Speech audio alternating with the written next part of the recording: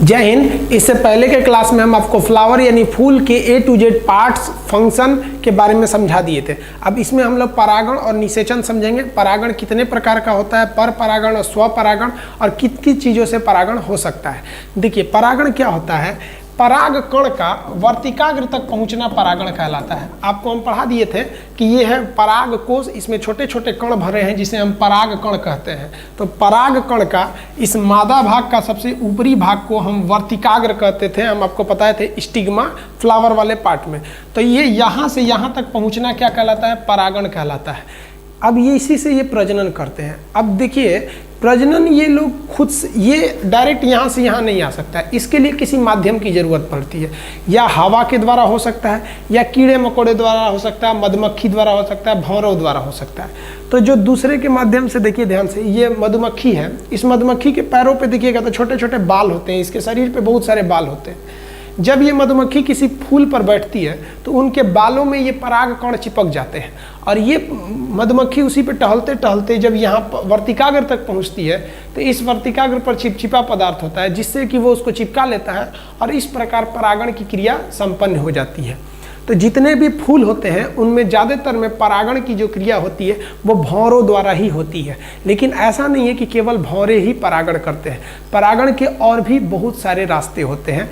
मतलब बस इतना समझिए, परागण क्या होता है कि पराग को कण को वर्तिकाग्र तक लाना परागण कहलाता है। ये कई चीज़ों के द्वारा हो सकता है। देखिए कौन कौन सी चीज़ों द्वारा हो सकता है। देखिए एंटोमोनोफिली किसे कहते हैं, अगर कीट द्वारा, कीट जैसे भौरा हो गया, मधुमक्खी हो गई, ये सब चीज़ों द्वारा अगर होता है तो उसे क्या कहते हैं, एंटोमोनोफिली, कीट द्वारा। सबसे ज़्यादा अगर परागण सबसे अच्छा परागण माना जाता है इसी को। ऑर्निथोफिली क्या होता है, जब पक्षी द्वारा परागण होता है, यानी पराग कोष को लेके आ गए किसके द्वारा, पक्षियों द्वारा। अब ये मादा, ये क्या है, वर्तिकाग्र, और यहाँ पर है, यहाँ से अगर पक्षी द्वारा आ गया तो उसे क्या कहते हैं, ऑर्निथोफिली। अब एक होता है एनिमोफिली, हवाओं द्वारा। अब एक बात बताइए, जहाँ पर गेहूँ चावल बोया गया है, पूरे गाँव के गाँव में गेहूँ बोया गया है, भौरा वगैरह परागण कर पाएंगे सब? एक बार इस गेहूँ में बैठेगा, फिर उसमें बैठेगा, पता चला एक सीजन निकल गया परागण करने में।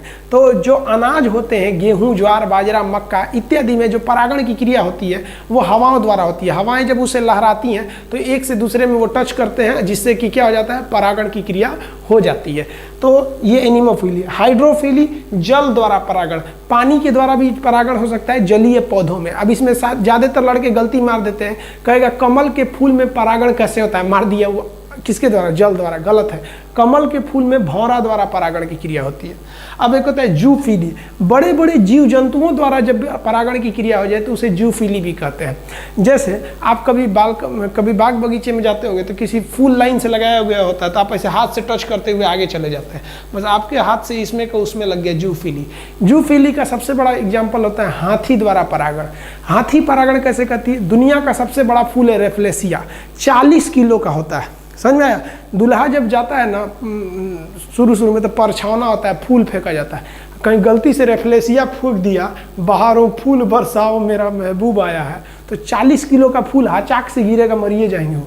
तो बड़ा फूल होता है रेफ्लेसिया, उसको हाथी उसमें से रस चूसती है तो उसके जो थुथुर होता है हाथी का उसमें लग जाता है, और उसी थुथुर से वो दूसरे फूल को छूती है, बस इसमें से उसमें चला जाता है। तो हाथी द्वारा किस में होता है, रेफ्लेसिया में। तो सबसे बड़े फूल में हाथी द्वारा रेफ्लेसिया में, और सबसे छोटा फूल वोल्फिया, उसमें कीट द्वारा होता है।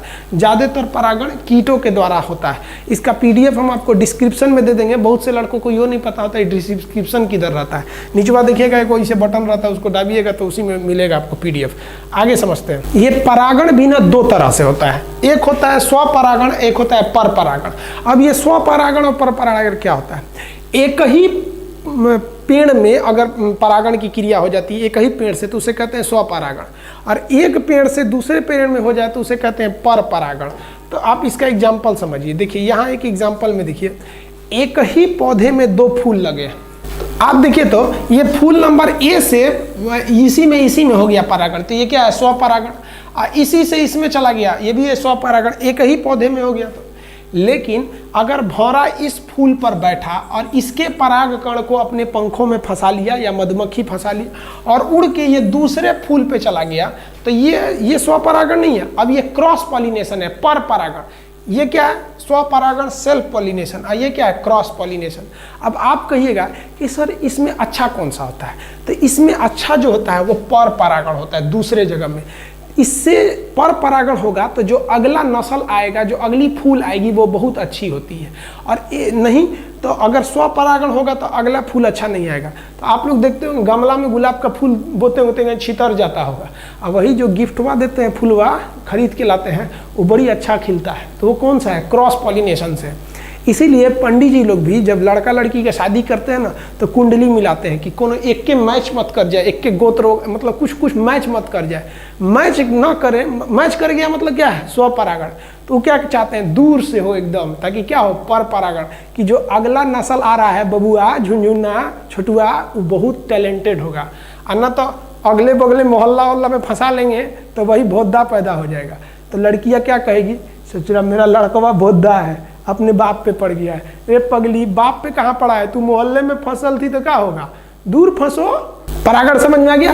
अब निषेचन समझते हैं, परागण के बाद निषेचन क्या होता है। देखिए परागण आप समझ गए, परागण आपसे क्वेश्चन पूछेगा परागण कहाँ पर होता है, तो परागण की क्रिया कहाँ पर होती है, तो इस ऊपरी भाग वर्तिकाग्र पर होती है। अब निषेचन क्या होता है कि जो परागण के फलस्वरूप जो परागकण यानी पॉलिनेशन के रिजल्ट के थ्रू जो पॉलिन ग्रेन परागकण आया है उसका नीचे उतर जाना, कहाँ पर, अंडाशय में, इसी क्रिया को हम क्या कहते हैं, निषेचन कहते हैं। अब आपसे कहेगा निषेचन कहाँ होता है, तो निषेचन अंडाशय में होता है। कहेगा परागण कहाँ होता है, तो परागण वर्तिकाग्र पर होता है। निषेचन को समझने से पहले आपको कुछ बातें हम यहाँ समझा देते हैं। देखिए बड़ा कन्फ्यूजन करता होगा आपका, गैमेट यानी युग्मक क्या होता है। युग्मक देखिए, मेल का पार्ट और फीमेल का पार्ट जो आपस में मैच करना चाहता है उसे क्या कहते हैं, युग्मक। जैसे मेल में अगर बात करेंगे तो स्पर्म और फीमेल में ओवम, यही मैच करते हैं तो नेक्स्ट संतान बनती है, तो ये क्या होते हैं, युग्मक। अभी अलग अलग है तो इसे क्या कहते हैं, युग्मक। उसी तरह फूल में भी होता है, यहाँ क्या है, पराग कण, ये मेल का युग्मक है, और इस ओभम में क्या, ओवरी में क्या है, अंडा है, तो ये फीमेल का युग्मक है। अगर आप इंसान में बात करिएगा तो इसमें स्पर्म जो है वो मेल गैमेट यानी नर युग्मक है, और ओभम जो होता है फीमेल का वो मादा युग्मक होता है। जैसे ये युग्म को बना लेते हैं, मिल जाते हैं, तो उसे कहते हैं युग्म नज। उसे क्या कहेंगे, युग्म नज यानी जाइगोट। और यह जाइगोट जब तक पैदा नहीं हो जाता, बच्चा जन्म नहीं ले लेता, जब तक माँ के पेट में रहता है, उसे क्या कहते हैं, भ्रूण कहते हैं। भ्रूण यानी एम्ब्रॉय, समझा। एम्ब्रॉय के बाद बच्चा पैदा हो गया। अब आप देखिए जरा उल्टा देखते हैं, बच्चा जो पैदा हो गया, पैदा होने से पहले माँ के पेट में था, तो जब माँ के पेट में था तो उसे क्या कहते हैं, भ्रूण, एम्ब्रॉय। माँ के पेट से पहले वो स्पर्म और ओवम मिला होगा, जैसे मिला तो उसे क्या कहते हैं, युग्म नज यानी जाइगोट।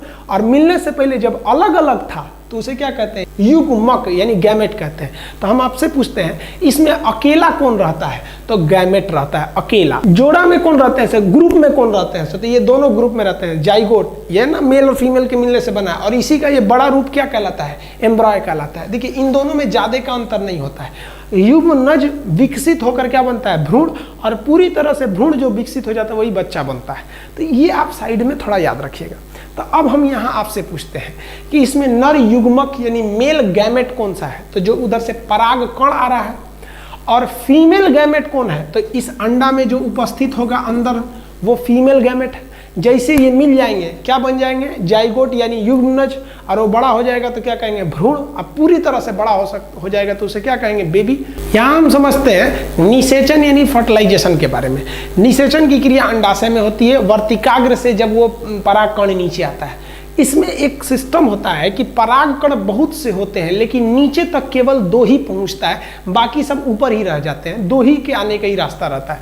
तो केवल कितने परागकण आ सकते हैं बहू, तो 2 ही आ सकते हैं। तो यहाँ हम 2 परागकण को लाते हैं, एक ये हो गया, एक ये हो गया, जो रेड कलर से लाए हैं, तो 2 ही आ सकता है यहाँ पर। अब हम समझते हैं अब अंदर जाने के बाद क्या होगा। एक जो परागकण है वो एक अंडा के साथ मिलकर ग्रुप बना लेगा। ये ग्रुप, ये जैसे ग्रुप बन गया तो उसे क्या कहेंगे, युग्म नज कहेंगे यानी जाइगोट कह लेंगे। अभी अलग अलग आ रहा था, जैसे मिल गया तो क्या बन गया, जाइगोट बन गया। जाइगोट ही धीरे धीरे बड़ा होकर बेबी यानी फल का रूप लेगा। यहाँ बच्चा थोड़ी होगा, यहाँ तो फल बनेगा। तो ये हो गया आपका क्या चीज, युग्म नज। और यही युग्म नज जब विकसित होगा तो क्या बनेगा, भ्रूण। भ्रूण, अब इसमें बच्चा तो होगा नहीं, इसमें फल बनेगा। तो फल जो होते हैं यहाँ बन जाएगा।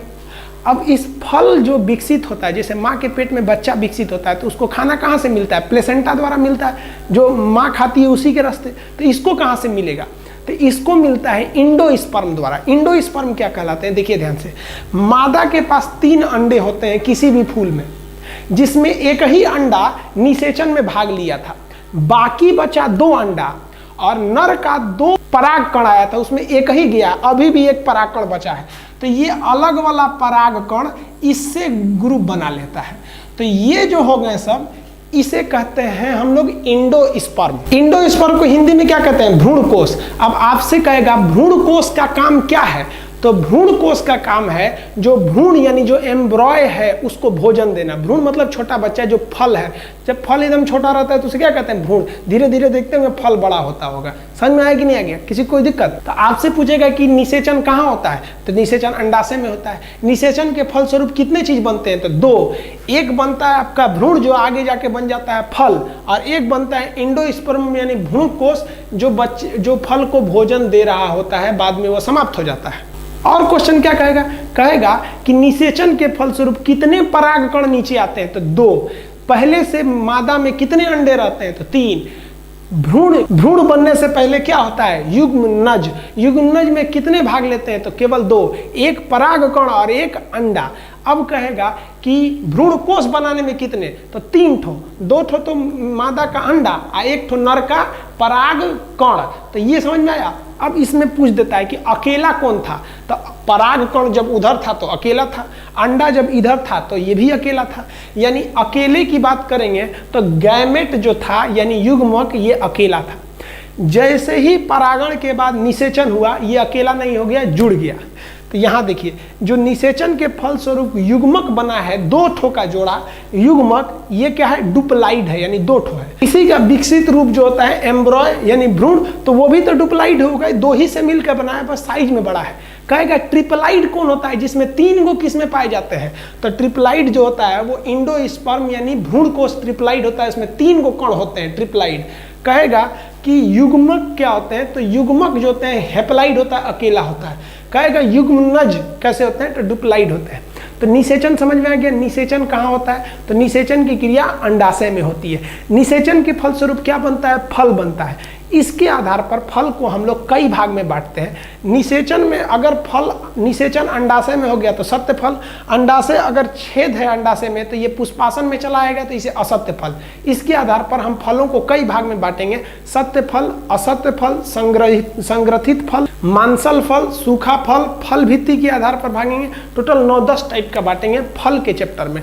इसका PDF डिस्क्रिप्शन में दे दिए हैं। अब नेक्स्ट हम आपको फल यानी फ्रूट में आपको फलों के प्रकार समझा देंगे। तब तक जय हिंद।